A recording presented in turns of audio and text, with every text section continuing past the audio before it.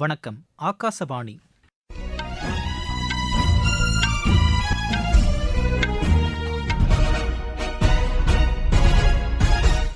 செய்திகள் வாசிப்பவர் கோபிநாத். தலைப்புச் செய்திகள். மருத்துவ கட்டமைப்புகளை மேம்படுத்துவதில் தமது அரசு உறுதியுடன் உள்ளதாக பிரதமர் திரு நரேந்திர மோடி கூறியுள்ளார். சரக்கு மற்றும் சேவை வரி விதிப்பு முறை நுகர்வோருக்கு மாதத்திற்கு 4% அளவிற்கு சேமிப்பை வழங்கியுள்ளதாக மத்திய அரசு கூறியுள்ளது. டிஜிட்டல் இந்தியா இயக்கம் மக்களின் வாழ்க்கையில் புரட்சிகரமான மாற்றங்களை ஏற்படுத்தியுள்ளதாக தகவல் ஒலிபரப்புத்துறை இணையமைச்சர் திரு எல் முருகன் தெரிவித்துள்ளார். எந்தவொரு சூழ்நிலையையும் எதிர்கொள்ள ராணுவம் தயாராக உள்ளதாக அதன் தலைமை தளபதி ஜெனரல் உபேந்திரா துவேதி கூறியுள்ளார். லியான் மாஸ்டர்ஸ் செஸ் போட்டியில் இந்தியாவின் விஸ்வநாதன் ஆனந்த் பட்டம் வென்றார். இனி விரிவான செய்திகள். மருத்துவ கட்டமைப்புகளை மேம்படுத்துவதில் தமது அரசு உறுதியுடன் உள்ளதாக பிரதமர் திரு நரேந்திர மோடி கூறியுள்ளார். மருத்துவர் தினத்தை ஒட்டி விடுத்துள்ள செய்தியில் இதனை தெரிவித்துள்ள அவர், சுயநலமின்றி அர்ப்பணிப்புடன் பணியாற்றி வரும் மருத்துவர்களை கௌரவிக்கும் வகையில் இந்த நாள் கொண்டாடப்பட்டு வருவதாக தெரிவித்தார். சவாலான சூழ்நிலையில் மருத்துவர்கள் திறம்பட ஆற்றிய பணி பாராட்டுதலுக்குரியது என்றும் பிரதமர் கூறியுள்ளார். இதேபோல் பட்டய கணக்காளர் தினத்தை ஒட்டி வெளியிட்டுள்ள செய்தியில், பொருளாதாரத்தை சீரமைப்பதில் பட்டய கணக்காளர்கள் முக்கிய பங்கு வகிப்பதாக தெரிவித்துள்ளார். நாட்டின் பொருளாதாரம் சீரான வளர்ச்சியை காண்பதற்கு இவர்களின் பங்களிப்பு இன்றியமையாதது என்றும் திரு நரேந்திர மோடி கூறியுள்ளார். குடியரசுத் தலைவர் உரைக்கு நன்றி தெரிவிக்கும் தீர்மானத்தின் மீதான விவாதம் நாடாளுமன்றத்தின் இரு அவைகளிலும் நடைபெற்று வருகிறது. மக்களவையில் இந்த விவாதத்தில் பங்கேற்று பேசிய எதிர்க்கட்சித் தலைவர் திரு ராகுல்காந்தி, நீட், அக்னிவீர் திட்டம் உள்ளிட்ட பல்வேறு பிரச்சினைகளை எழுப்பி பேசினார். நீட் தேர்வு ஏழை மக்களுக்கு உதவும் வகையில் இல்லை என்று அவர் குறிப்பிட்டார். நீட் முறைகேடுகள் தொடர்பான பிரச்சினை குறித்து நாள் முழுவதும் விவாதிக்க வேண்டும் என்று எதிர்க்கட்சிகள் விரும்புவதாக அவர் தெரிவித்தார். இந்துக்கள் தொடர்பாக திரு ராகுல்காந்தி தெரிவித்த கருத்துக்கு பிரதமர் திரு நரேந்திர மோடி, உள்துறை அமைச்சர் திரு அமித்ஷா உள்ளிட்டோர் கடும் ஆட்சேபங்களை தெரிவித்தனர். இந்து சமுதாயத்தினர் குறித்து தெரிவித்த கருத்துக்கு திரு ராகுல்காந்தி மன்னிப்பு கோர வேண்டும் என்று உள்துறை அமைச்சர் திரு அமித்ஷா வலியுறுத்தியுள்ளார். அப்போது குறுக்கிட்டு பேசிய மக்களவைத் தலைவர் திரு ஓம் பிர்லா, உறுப்பினர்கள் பேசும்போது அவையின் கண்ணியத்தையும் மாண்பையும் குலைக்கும் வகையில் கருத்துக்களை தெரிவிக்கக்கூடாது என்று கூறினார். அக்னிவீர் திட்டம் தொடர்பாக திரு ராகுல்காந்தி கருத்து தெரிவித்ததை பாதுகாப்புத்துறை அமைச்சர் திரு ராஜ்நாத் சிங் நிராகரித்தார். இந்த பிரச்சனையில் தவறான தகவல்களை எதிர்க்கட்சித் தலைவர் தெரிவிப்பதாகவும் அமைச்சர் கூறினார். இதேபோல் குறைந்தபட்ச ஆதரவு விலை குறித்து எதிர்க்கட்சித் தலைவர் தெரிவித்த கருத்துக்கு வேளாண் துறை அமைச்சர் திரு சிவராஜ் சிங் சௌகான் மறுப்பு தெரிவித்தார். முன்னதாக இந்த விவாதத்தில் பங்கேற்று பேசிய பிஜேபி உறுப்பினர் பான்சுரி ஸ்வராஜ், விவசாயிகள் மற்றும் மகளிர் மேம்பாட்டிற்கான திட்டங்களுக்கு மத்திய அரசு முன்னுரிமை அளித்துள்ளதாக கூறினார். கோவிட் பாதிப்பு காலம் முதல் தற்போது வரை 81 கோடிக்கும் மேற்பட்ட ஏழை மக்களுக்கு இலவச உணவு தானியங்கள் வழங்கப்பட்டு வருவதாகவும் பான்சுரி ஸ்வராஜ் தெரிவித்தார். முன்னதாக உலக டுவெண்டி கிரிக்கெட் கோப்பையை வென்ற இந்திய அணிக்கு இரு அவைகளிலும் பாராட்டு தெரிவிக்கப்பட்டது. சரக்கு மற்றும் சேவை வரி விதிப்பு முறை நுகர்வோருக்கு மாதத்திற்கு 4% அளவிற்கு சேமிப்பை வழங்கியுள்ளதாக மத்திய அரசு கூறியுள்ளது.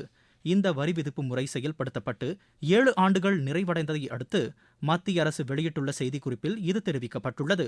இந்த வரி விதிப்பு முறை தொடர்பாக நடத்தப்பட்ட ஆய்வின் போது இது தெரிய வந்துள்ளதாகவும் அதில் குறிப்பிடப்பட்டுள்ளது. சோப், சலவைத்தூள், கோதுமை, அரிசி, தயிர், மோர், கை கடிகாரங்கள், 32 இன்ச் வரையிலான தொலைக்காட்சி பெட்டிகள், மொபைல் போன், குளிர்சாதன பெட்டிகள், துணி துவைக்கும் இயந்திரம் போன்றவற்றிற்கான வரிகள் இந்த வரி விதிப்பு முறை மூலம் குறைக்கப்பட்டுள்ளது அல்லது முழுமையாக வரியிலிருந்து விலக்கு அளிக்கப்பட்டுள்ளதாக அந்த அறிக்கையில் தெரிவிக்கப்பட்டுள்ளது. இது தொடர்பான புள்ளி விவரங்களும் அந்த அறிக்கையில் இடம்பெற்றுள்ளன.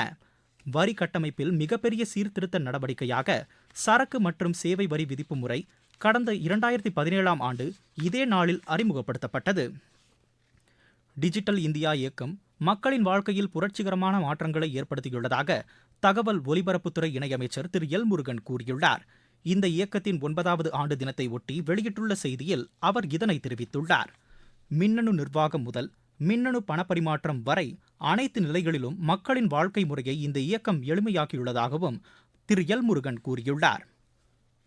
குடும்ப ஓய்வூதிய திட்டத்தில் மேற்கொள்ளப்பட்ட சீர்திருத்த நடவடிக்கைகள் பெண்களுக்கு பயனளிக்கும் வகையில் உள்ளது என்று மத்திய பணியாளர் நலத்துறை இணையமைச்சர் டாக்டர் ஜிதேந்திர சிங் கூறியுள்ளார். குடும்ப ஓய்வூதியதாரர்களின் குறைகளை தீர்ப்பதற்கான சிறப்பு இயக்கத்தை இன்று புதுதில்லியில் தொடங்கி வைத்து அவர் பேசினார். இந்த இயக்கம் இம்மாத இறுதி வரை நடைபெறவுள்ளதாக அவர் தெரிவித்தார். 46 அமைச்சகங்கள் மற்றும் துறைகள் இதில் பங்கேற்றுள்ளதாகவும் டாக்டர் ஜிதேந்திர சிங் கூறினார். நீங்கள் கேட்டுக்கொண்டிருப்பது ஆகாசவாணியின் செய்தி அறிக்கை. அனைத்து தரப்பினரின் மேம்பாட்டிற்காக குடிமைப்பணி அதிகாரிகள் பணியாற்ற வேண்டும் என்று குடியரசுத் தலைவர் திருமதி திரௌபதி முர்மு கேட்டுக் கொண்டுள்ளார். இன்று புதுதில்லியில் தம்மை சந்தித்த குடிமைப்பணி அதிகாரிகளிடையே கலந்துரையாடுகையில் அவர் இவ்வாறு கூறினார். மக்களின் நம்பிக்கையை பெறும் வகையில் பணியாற்றுவதே சிறந்த நிர்வாகத்திற்கான எடுத்துக்காட்டு என்றும் அவர் தெரிவித்தார். சமூக வலைதளங்கள் மற்றும் தொழில்நுட்பங்களை பயன்படுத்துவதில் அதிகாரிகள் எச்சரிக்கையுடன் இருக்க வேண்டும் என்றும் திருமதி திரௌபதி முர்மு கேட்டுக் கொண்டார். எந்தவொரு சூழ்நிலையையும் எதிர்கொள்ள ராணுவம் தயாராக உள்ளதாக அதன் தலைமை தளபதி ஜெனரல் உபேந்திரா துவேதி தெரிவித்துள்ளார்.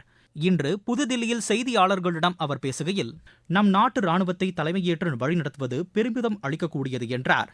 ராணுவத்தில் நவீனமயமாக்கும் பணிகளுக்கு உத்வேகம் அளிக்கப்படும் என்றும் அவர் கூறினார். உள்நாட்டில் உற்பத்தி செய்யப்படும் பாதுகாப்பு தளவாடங்களை கொள்முதல் செய்வதற்கு ஊக்கம் அளிக்கப்படும் என்றும் ஜெனரல் உபேந்திரா துவாதி தெரிவித்துள்ளார். துருக்கியில் நேரிட்ட இயற்கை எரிவாயு குழாய் வெடிவிபத்தில் 5 பேர் உயிரிழந்தனர், 60 பேர் காயமடைந்தனர்.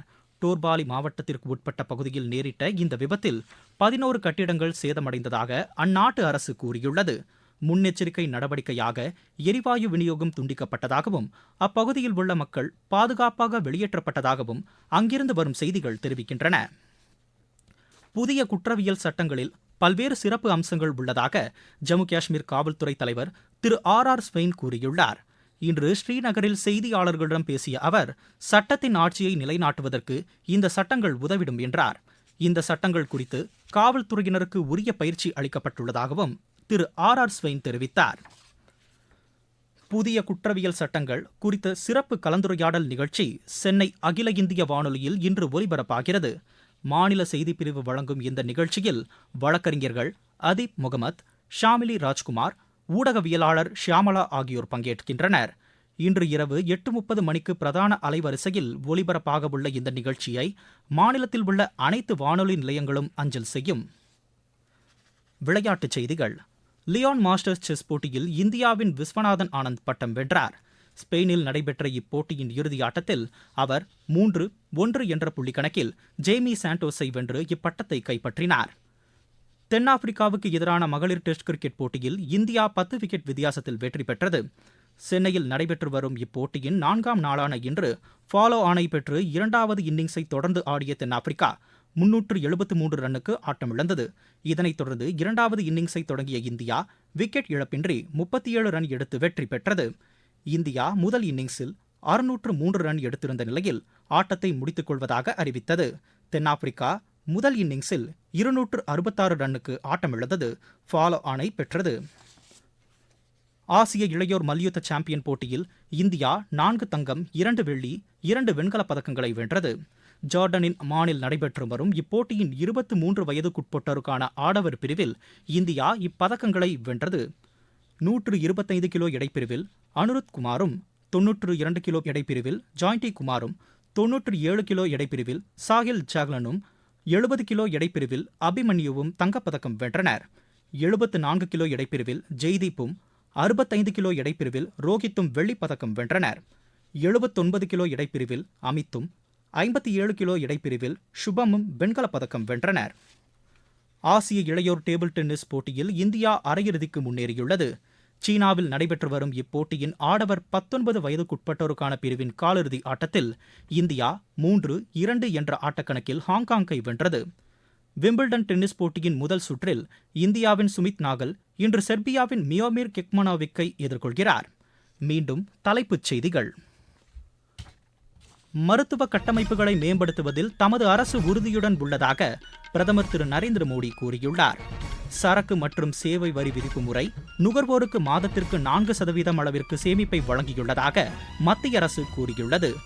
டிஜிட்டல் இந்தியா இயக்கம் மக்களின் வாழ்க்கையில் புரட்சிகரமான மாற்றங்களை ஏற்படுத்தியுள்ளதாக தகவல் ஒலிபரப்புத்துறை இணையமைச்சர் திரு எல் முருகன் தெரிவித்துள்ளார். எந்தவொரு சூழ்நிலையையும் எதிர்கொள்ள ராணுவம் தயாராக உள்ளதாக அதன் தலைமை தளபதி ஜெனரல் உபேந்திரா துவேதி தெரிவித்துள்ளார். லியோன் மாஸ்டர்ஸ் செஸ் போட்டியில் இந்தியாவின் விஸ்வநாதன் ஆனந்த் பட்டம் வென்றார். இத்துடன் செய்தி அறிக்கை நிறைவு பெற்றது.